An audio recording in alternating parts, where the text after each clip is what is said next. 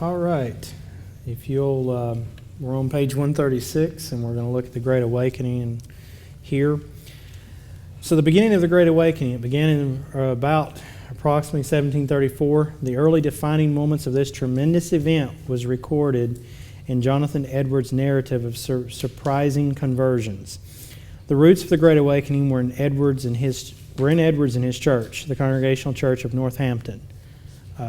Much of what occurred there was the beginnings. It was, you might say, it was the rumblings of that. According to Edwards, the awakening started among a specific group in his church. He stated as saying, "There began a better attitude and a disposition to yield to advice in the young." Edwards preached his famous sermon, "Sinners in the Hands of an Angry God," in the parish church of Enfield, Connecticut on July 8, 1741, and the Great Awakening was underway. At the same time the American colonies were experiencing first stages of the Great Awakening, God was raising up a group of men in England to bring revival to a needy empire and a waiting world. As I said, much of the establishment, much of Christianity had fallen into a lackadaisical attitude, and there wasn't much happening. George Whitefield would come in contact, as we've already stated, with John and Charles Wesley. Whitefield had a great passion to know God and be used of Him. This was what he was noted for. He began preaching at the age of 19 and soon became a hated and beloved man all at the same time. That sounds about right for a preacher. You either hated or beloved, and you're probably both, depending upon who's listening to you. Whitefield immediately began to declare, "Ye must be born again," which did not set well with the Anglican Church. He was soon driven from the Anglican churches by the pastors because he preached such extreme religion and at times exposed them as unsaved men posing as ministers of Christ. In 1737, Whitefield sailed to America and continued about a year. In 1738, Whitefield returned from Georgia to England. And when he returned to England, he found himself in a storm of controversy. So while he was away, things were continually being said. The majority of the leadership of the Church of England were now opposed to his ways, means, and doctrines. The number of pulpits in which he had access rapidly diminished. That's why you would find him preaching out in a field somewhere. That's why you would find him preaching in a group of people. And it wouldn't be in a church house or an established building because they didn't want him. The establishment were filled with indignation at him. Why? For declaring fully the atonement of Christ and the work of the Holy Ghost. Whitefield began to preach in open fields and stated, and this is Whitefield's statement, that the main problem in the established churches was the lack of regenerate or saved men in the pulpits. He just called it like it was. And obviously, as I said, he was either beloved or hated, all at the same time. On his second tour of America in 1739, he preached throughout the colonies and extensively in New England. Jonathan Edwards came out publicly in support for Whitefield, even when the vast majority of the standing order of church ministers were against him. Edwards stood up for him. On the second tour, Whitefield landed in Delaware with the express purpose of going to Philadelphia. In 9 days, the town was turned upside down, and the wrath of the established churches came wildly upon him. The established churches would not open their doors, so Whitefield began preaching in the fields. He wasn't going to stop him. He wasn't going to be intimidated by the established church or by the pastors of those established churches. He was going to preach the gospel. The large number of converts began to search the Scriptures for the will of God. Many of his converts saw believers' baptism as being the scriptural way. And many of his converts became Baptists. So many, in fact, that he said, "All my chickens have turned to ducks." So this gets us to the point of the Baptists in America. There were 3 different groups of Baptists to identify. And of those, you would have the regular Baptists. Particular Baptists were in America holding to particular atonement. So remember how we stated there was particular Baptists in England. Well, those were called regular Baptists in America. General Baptists were the same as the churches of England, holding to the doctrine of general atonement. Remember, we said that there were also those that would hold to more of an open, more Arminian way of salvation. And your particular Baptists in England, which are called regular Baptists here at this time, were those that would have held to the Calvinistic form. So you'd either have Calvinist or Arminian, and you would have a general Baptist or you'd have a regular Baptist. Separate Baptists were Baptists who came out of the Great Awakening and led in the Great Revival of the South. They held a milder particular view of the atonement. Many considered themselves neither particular nor general. In their view of the atonement, it was neither Calvinist nor Arminian. Sounds more like where many of us would fall. And so you see this coming out of that. The separate Congregationalists that became regular Baptists. Many of the converts from the Great Awakening separated from the Congregational Church. Many of these separates became Baptists. And the separate Congregationalists who were new lights, when coming to Baptist principles, became regular Baptists. That is, they still held to a particular style of atonement, but they became Baptists.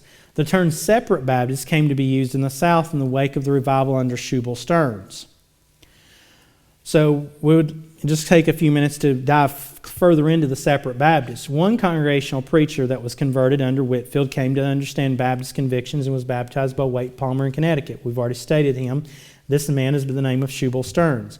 He migrated south and began the greatest revival in the history of the United States. It is said by some church historians that it was greater than even what Whitefield did.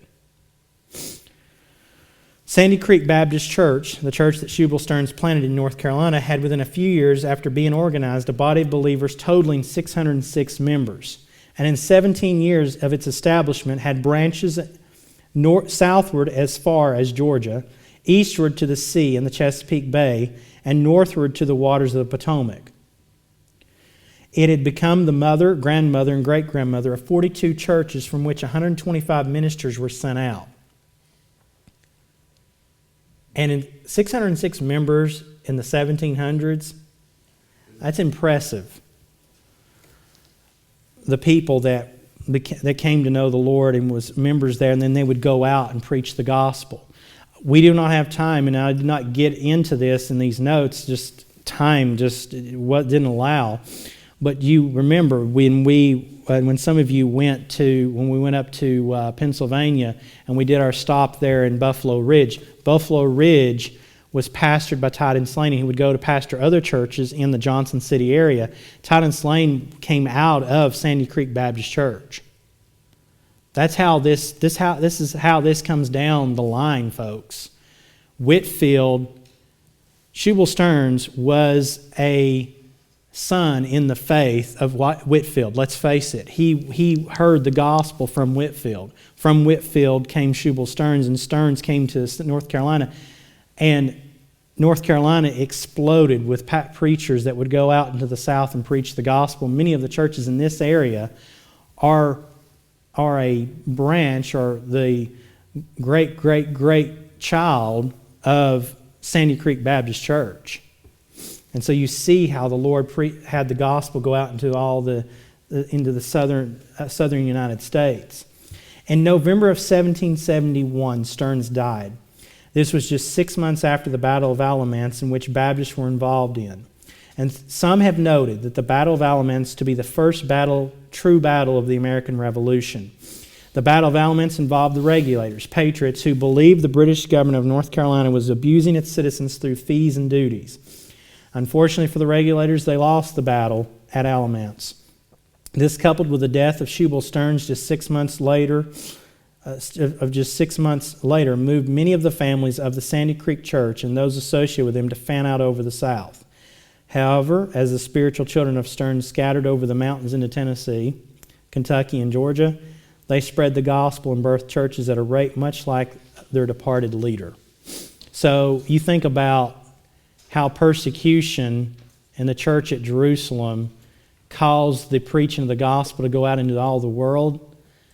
It's interesting that in 1771, you had something very similar happen through the government of the British Crown, causing the preaching of the gospel going out into all the countryside. because of that persecution. Missions in England and America. Now, I wanted to at least bring us up through the 1700s and into the early 1800s is what we could get into. Prominent missionaries of England. William Carey, born 1761 to 1834, was born in Northampton, England. In his boyhood, he was an extreme Episcopalian regarding dissenters with contempt. Now, folks, this is highlights. You can go and read about these men in much more detail. We just can't get into all of it. However, as a young man, he was saved, and after studying the Bible, became a Baptist. He was ordained a pastor of the Church of Moulton, August 1st, 1787. In 7 years, he learned Latin, Greek, Hebrew, French, and Dutch. And I've read that he did not have all that help. He did not have much help in doing this. He was self-taught in these languages. That tells you had a man of a very good mind in educating himself. He issued a pamphlet entitled An Inquiry into the Obligation of Christians to Use Means for the Conversion of the Heathen. If you've ever noticed that books, and even small books of 200 years ago, have very long titles. just a rabbit trail note, but you'll find that time and time again. In 1789, Carey became pastor of the church in Leicester, and there he labored with untiring faithfulness among his flock. From this church he went to India to give God's word to its vast population. On May 30th, 1792, the meeting of his association was held at Nottingham. At that meeting, he was asked to preach. Announcing the two memorable divisions of his disclosure, he has stated, "Expect great things from God. Attempt great things for God." This sermon stirred the hearts of his hearers like never before. At Kettering, the church of Andrew Fuller, the Baptist Missionary Society was organized on October the 2nd, 1792. And on June 13th, 1793, Carey sailed for India. At Saramore, the missionaries set up a print shop and a large boarding school, and in the process of time founded a college. They preached continually, and Carey particularly studied the languages of the country. The first Hindu convert baptized by Carey in India was the celebrated Krishna Pal. And Carey is called the father of modern missions. Krishna Pal, and this is not in the notes here, but he actually wrote a hymn that we are including in the book that we're putting together. And in it, he declares the goodness of God and the change that God did. But what an amazing thing that you have Carey, as he was called to go to preach the gospel in India, that you would have a convert from a heathen religion that would later write a hymn to the glory of God. Only God can do that. Andrew Fuller was born in 1754 and died in 1815.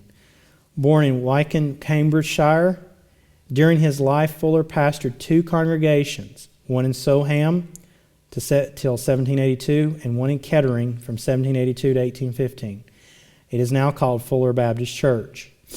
He's best known for his connection with the foundation of the Baptist Missionary Society, to which he devoted the vast part of his energy. Fuller was appointed the Society's first secretary, and Carey is stated to have said to Fuller, "Well, I will go down if you will hold the rope." And Fuller held it fast until his hand fell powerless in death. You know, Fuller may have never went to a mission field, but Fuller spent a good portion of his time letting the Baptist people know that missions was something that they needed to do, something that they needed to go to support, to throw their support behind.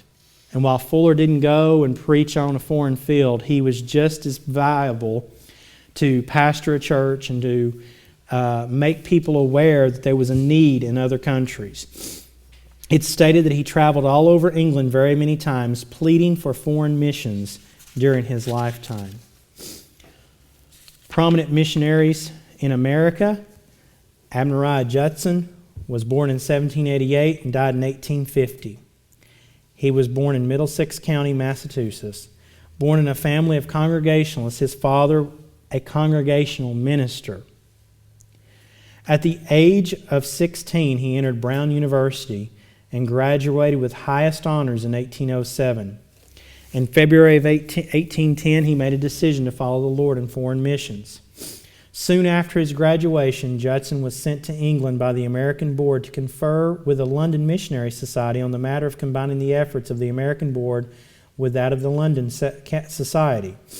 These boards were both congregational, as Judson had not yet come to his conviction of baptism. Now, one of the things that would hurt this, what he was going to do, he was going to join to combine their efforts. Well, one of the things that would hurt that was the War of 1812. Remember, this is 1810 here. What's going to happen? In 1812, you'd have the war between the United States and Britain again, a war that would start again. And so this would not take place. They would not combine their efforts. Judson and his wife Anne, not Newell, Hall, and Rice, sailed February 19, 1812 from Salem. So now he's back in America, and they're going to send this group of people to India as missionaries, but for the Congregational Church. It was on this voyage and through the study of Scripture that Judson came to the knowledge that he needed scriptural baptism. Upon reaching India, William Carey baptized him and his wife. This, of course, displeased the American Board, and they immediately withdrew their support. So something had to be done. Well, what happened? Well, Luther Rice would actually go back and would go raise support for Carey, or for Judson, and would go and stay stateside to raise support into the Baptists in America. He would go and cross the countryside raising support for Baptist missions.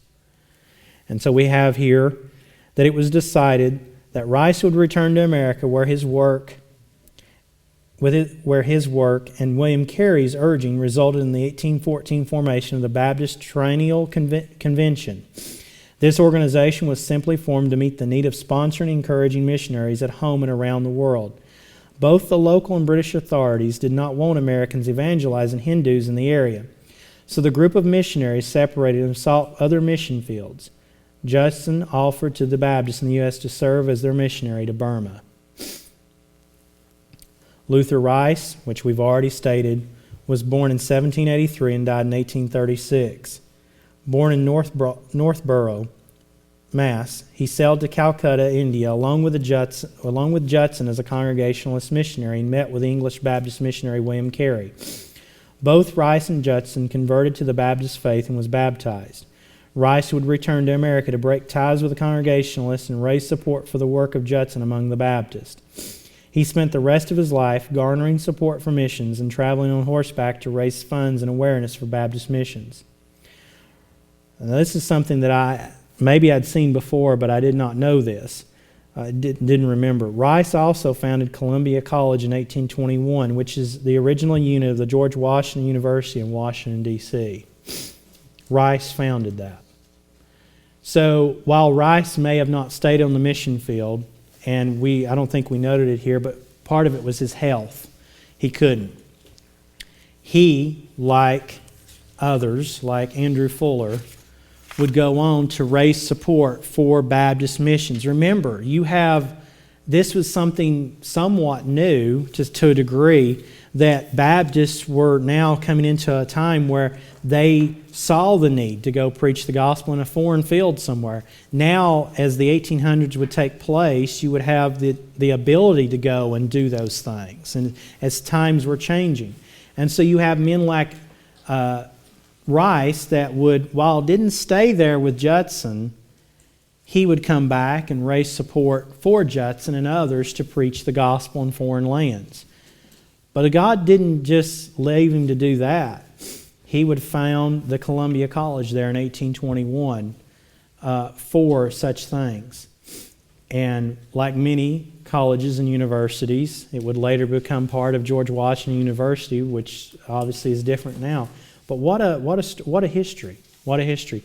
And I wish we could go further. I wish we had another several weeks to go further into notes. But I think this gets us up to the 1800s. This gets to you all see how things have progressed through church history.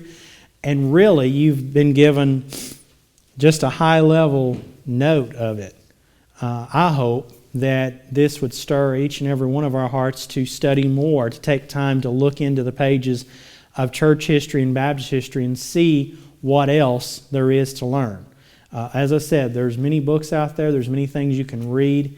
If you ever want some titles, please let me know. There's some that are small. There's some that are quite large works of encyclopedia style that you can go and you can get that will help you know more about Baptist history and everything from many, many years ago to up till the 1800s and even into the 1900s. So I do appreciate it. It's 9:05, and so with that, that's the end of church history for this semester.